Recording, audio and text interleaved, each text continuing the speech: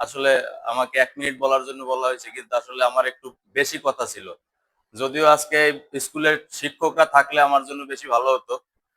কিছু বিষয় দীর্ঘদিন যাবত আমি, বিশেষ করে 2009 সালে প্রথম থেকেই আমি শিক্ষকতা শুরু করি এই স্কুল থেকে, এবং 2018-19 সাল পর্যন্ত সম্ভবত, যদি ভুল না করি, তখন আমার সহকর্মী ছিলেন হাসান আল আউয়াল। আমরা একটা রাজনৈতিক প্রতিহিংসার কারণে এখান থেকে আমাদের চলে যেতে হয়েছে।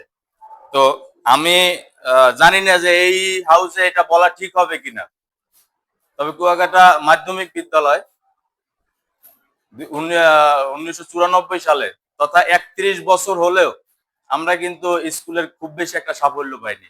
বিগত 15-16 বছরে সাফল্য সাফল্য অনেক কিছু, কয়েকটা বিল্ডিং ছাড়া একাডেমিক যে শিক্ষাগুলা খুব বেশি আপগ্রেড হয়েছে বলে আমার মনে হয় না। কেননা আমি যদি পিছনের দিকে তাকাই, এখান থেকে বিশ্ববিদ্যালয়, সভাপতি সাহেব একটু আগে বলছিলেন বিভিন্ন ক্যাম্পাসে আছে ঠিকই, কিন্তু ঢাকা ইউনিভার্সিটিতে 2টা স্টুডেন্ট মাত্র, জিএম সবুজ এবং রফিকুল।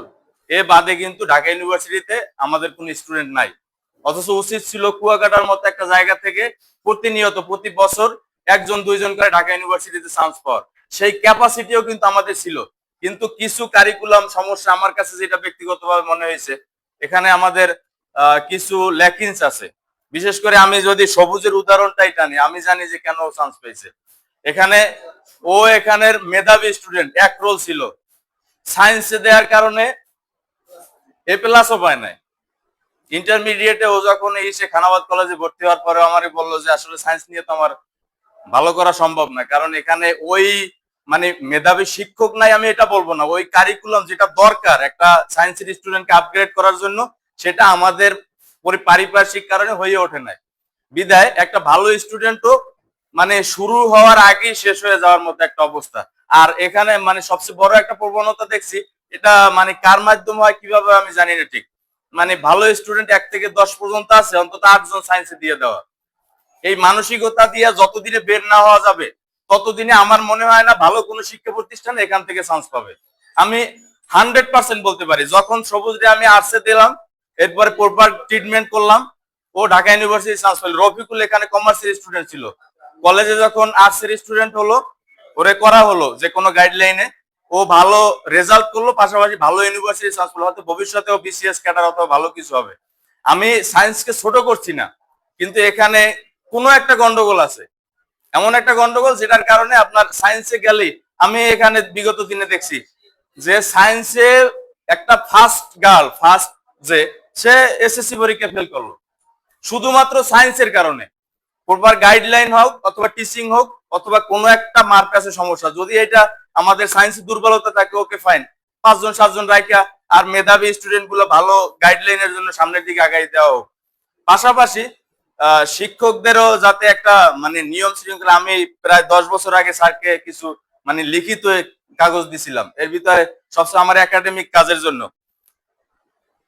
আমাদের যে এক্সট্রা টিচার, বিশেষ করে আমি মানে কাউকে ছোট করার জন্য বলছি না, আমাদের যেই টিচার আছে এটা একটা ভালো শিক্ষা প্রতিষ্ঠানের জন্য যথেষ্ট না, যথেষ্ট না। কারণ হলো আরো শিক্ষক, কোয়ালিটি শিক্ষক দরকার। কোয়ালিটি শিক্ষক পাইতে হলে সরকারি ভাবে পাওয়া অনেক সময় সম্ভব না, প্রাইভেটলি দরকার। আমি সভাপতি মহোদয়ের দৃষ্টি আকর্ষণ করব, যদি প্রাইভেট যদি নেওয়া যায় যে 5জন 2জন 3জন ভালো টিচার, যারা একটা মোটামুটি কোয়ালিটি মানে ক্যাটাগরির একটা স্যালারি দেওয়া হইলো, যে 5জন প্যারা টিচার, 5জন এক্সট্রা টিচার নিল, যারা ভালোভাবে পড়াশোনা করাইলো, এটার একটা করা যাইতে পারে। টিচারদেরকে একটা মানে ইসে আইনা যে 10টায় ক্লাস শুরু, একটু পারি একটু কথা শোনেন একটু প্লিজ, আমি শেষ করছি। যদি 10টায় ক্লাস শুরু, 9:45টার সময় সবাই হাজির হবে, এখানে একটা মিটিং হবে, প্রত্যেকদিন এক একজন টিচার বক্তৃতা দেবে, তার মানে পরবর্তী স্টেটমেন্ট কি হবে, পরবর্তী চিন্তা চেতনা কি হবে, এটার উপর একটা করবে। পাশাপাশি এই যে অনেক সময় অনেক টিচার অ্যাবসেন্ট থাকে, রুটিনে সমস্যা হয়, এটা দেখা যায় যে আমি আজকে ক্লাস নাই, একজন টিচার অ্যাবসেন্ট আছে, আমার যাইতে ইচ্ছা হয় না, অথবা গেলেও বসে থাকি চুপচাপ। এটার জন্য একটা প্রপার একটা ট্রিটমেন্ট দরকার, যে আসলে এটা কিভাবে সম্ভব। যাই হোক, আমি অনেক কথা বলে ফেলছি। যাতে আমার উদ্বেগের জায়গাটা হলো, আমি এখানে প্রায় 10 বছর কাজ করছি, আমার রাজনৈতিক বেসের শুরুটা এখানে, আমার পরিস্থিতিটা এখানে, আমার কুয়াকাটা মানুষজন চেনে সবচেয়ে বেশি, একটা জেনারেশন আমাকে চেনে, সৌভাগ্য মনে করি। ভবিষ্যতে যদি কাজে লাগাতে পারি নিজের মেধা, নিজেকে সৌভাগ্যবান মনে করব। পাশাপাশি স্কুলের সর্বোচ্চ মঙ্গল কামনা করছি। সকলকে ধন্যবাদ।